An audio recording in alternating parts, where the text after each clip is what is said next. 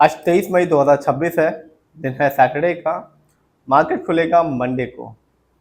मैं बात करने वाला हूँ एलआईसी के बारे में, क्योंकि एलआईसी पहली बार अपने शेयर होल्डर्स को बोनस शेयर देने वाली है 1:1 के साथ।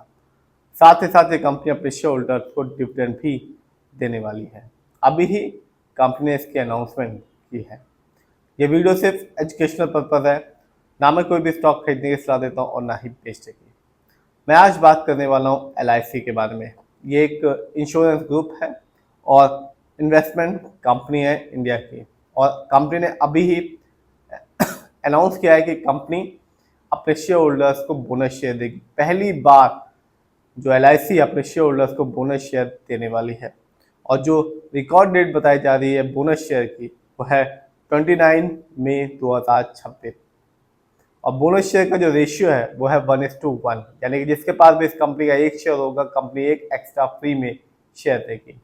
साथ ही साथ कंपनी ने ये भी अनाउंस किया है कि कंपनी अपने शेयर होल्डर्स को डिविडेंड भी देगी, हर एक शेयर के बदले में 10 रुपए का।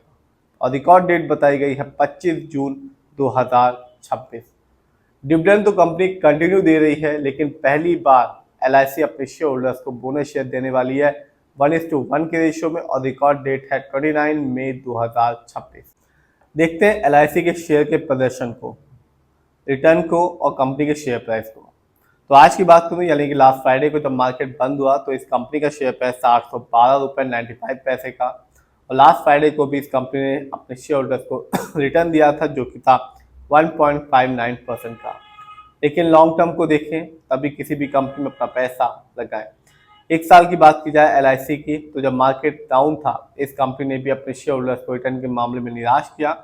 इस कंपनी के शेयर में गिरावट देखने को मिली, जो कि 4.70%, यानी आज से ठीक एक साल पहले इस कंपनी के शेयर प्राइस मिल रहा था 954 रुपीज़ का, जो आज के दिन है 812 रुपये का। तो जिसने भी एक साल पहले एलआईसी को चुना, अमाउंट लगाया, उसे निराशा साफ मिली, क्योंकि 954 रुपीज़ का शेयर प्राइस था, जो आज के दिन है 812 रुपये का। देखते हैं इस कंपनी के लॉन्ग टर्म रिटर्न को। तो लॉन्ग टर्म रिटर्न में कहानी कुछ ज़्यादा अच्छी नहीं है, क्योंकि कंपनी ने बहुत ज़्यादा रिटर्न निकाल के नहीं दिया। इस कंपनी ने सिर्फ 6.77% का रिटर्न निकाल के दिया 5 साल में।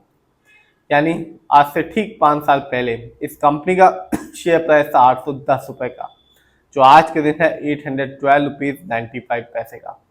तो कुछ भी रिटर्न के मामले में इस कंपनी ने निराश ही किया। एक साल में तो गिरावट रही और 5 साल में भी इस कंपनी ने कुछ भी नहीं दिया। 810 का शेयर प्राइस था और आज के दिन 812 रुपये का। तो जिसने भी 5 साल पहले भी इस कंपनी में पैसा लगाया होगा, उसे भी निराशा मिली, क्योंकि उसने उम्मीद की होगी कि कंपनी एक अच्छा रिटर्न निकाल के देगी, माला माल करेगी, लेकिन ऐसा रिटर्न के मामले में इस कंपनी ने कुछ भी नहीं किया। जानते हैं इस कंपनी के स्टॉक के परफॉर्मेंस को। तो एक साल में इस कंपनी का जो हाईएस्ट शेयर प्राइस गया वो गया 980 रुपीज़ का, जबकि एक साल में इस कंपनी का लोएस्ट शेयर प्राइस आया 721 रुपीज़ 50 पैसे का। लेटेस्ट जो अपडेट है, मैं बता चुका हूँ कि कंपनी पहली बार अपने शेयर होल्डर्स को बोनस शेयर देने वाली है 1:1 के रेशियो में। और जो रिकॉर्ड डेट बताई गई है वो है 29 मई 2026। साथ ही साथ कंपनी अपने शेयर होल्डर्स को डिविडेंड भी देगी, हर एक शेयर के बदले में 10 रुपये का। और रिकॉर्ड डेट बताई गई है 25 जून 2026। तो एक अच्छा खासा बेनिफिट आने वाले समय में ये कंपनी अपने शेयर होल्डर्स को देने वाली है। यदि मैं इस कंपनी कुछ इवेंट्स को देखूं, तो पिछले साल भी इस कंपनी ने अपने शेयर होल्डर्स को डिविडेंड दिया था, हर एक शेयर के बदले में 12 रुपये का। तो जिसके पास भी इस कंपनी के शेयर की अच्छी खासी क्वांटिटी है, उसे एक अच्छा डिविडेंड का अमाउंट एलआईसी दे रही है। देखते हैं एलआईसी के फंडामेंटल्स को। तो जो कंपनी का मार्केट कैप है वो है 5,14,444 करोड़ का। ये कंपनी लार्ज कैप की है, क्योंकि मार्केट कैप 20,000 करोड़ के ऊपर का है। पीबी रेशियो 2.91 है। शेयर मार्केट में एक अच्छा पीबी रेशियो कहलाता है 1 या तो बिलो 3। इंडस्ट्री पी 11.23 है। शेयर मार्केट में एक अच्छा इंडस्ट्री पी कहलाता है 20 से लेकर 25 के बीच में। ये बताता है कि जो कंपनी का स्टॉक है मार्केट में कैसा परफॉर्म कर रहा है। डेब्ट टू इक्विटी नहीं है, यानी कि इस कंपनी पर, यानी कि एलआईसी पर कोई भी लोन कर्ज नहीं है। आरओई बहुत ही अच्छा है, 32.53% है, क्योंकि शेयर मार्केट में एक अच्छा आरओई कहलाता है 15% से लेकर 20% के बीच में। ये बताता है कि कंपनी शेयर होल्डर्स के पैसे को कैसे इस्तेमाल कर रही है। यदि सही से करती है तो फ्यूचर में चल के एक अच्छा रिटर्न देखने को मिलता है और कंपनी का आरओई भी हाई होता है। यदि कंपनी का आरओई कम होता है, नेगेटिव होता है, तो साफ बताता है कंपनी शेयर होल्डर्स के पैसे को सही से इस्तेमाल नहीं कर पा रही। इससे रिटर्न पाने की जो पॉसिबिलिटीज होती है लॉन्ग टर्म में वो बहुत ही कम हो जाती है। ईपीएस, इस कंपनी का ईपीएस भी अच्छा खासा है, 90.84। शेयर मार्केट में एक अच्छा ईपीएस कहलाता है 80 और से ज़्यादा का। ये बताता है कि कंपनी ने लास्ट 12 महीने में कितना कमाया। डिविडेंड यील्ड है 1.23%।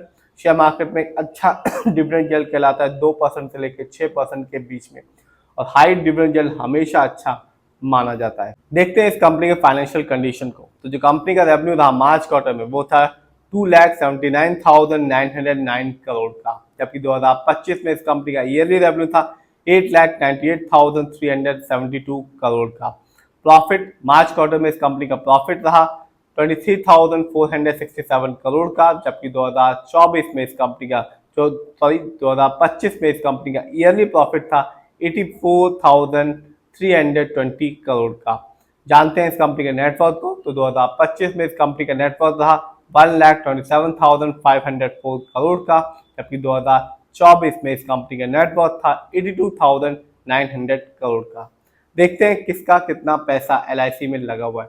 तो प्रमोटर यानी कि इस कंपनी के ओनर्स जिनका पैसा इस कंपनी में सबसे ज्यादा लगा हुआ है, प्रमोटर की होल्डिंग है 96.50% की, जबकि रिटेलर्स यानी कि हम लोग का पैसा इस कंपनी में लगा हुआ है 1.91% का। म्यूचुअल फंड जिनका पैसा इस कंपनी में लगा हुआ है 1.13% का। एफआईआई यानी कि विदेशी निवेशक जिनका पैसा इस कंपनी में लगा हुआ है 0.31% का। डीआईआई जिनका पैसा इस कंपनी में लगा हुआ है 0.15% का। तो शानदार है एलआईसी, चाहे वो फंडामेंटल हो चाहे वो फाइनेंशियल हो, चाहे वो कंपनी के शेयर होल्डिंग पैटर्न हो। हाँ, रिटर्न लॉन्ग टर्म में भी रिटर्न के मामले में निराश किया और एक साल में तो गिरावट देखने को मिली, लेकिन कंपनी हर साल अपने शेयर होल्डर्स को एक अच्छा खासा डिविडेंड दे रही है।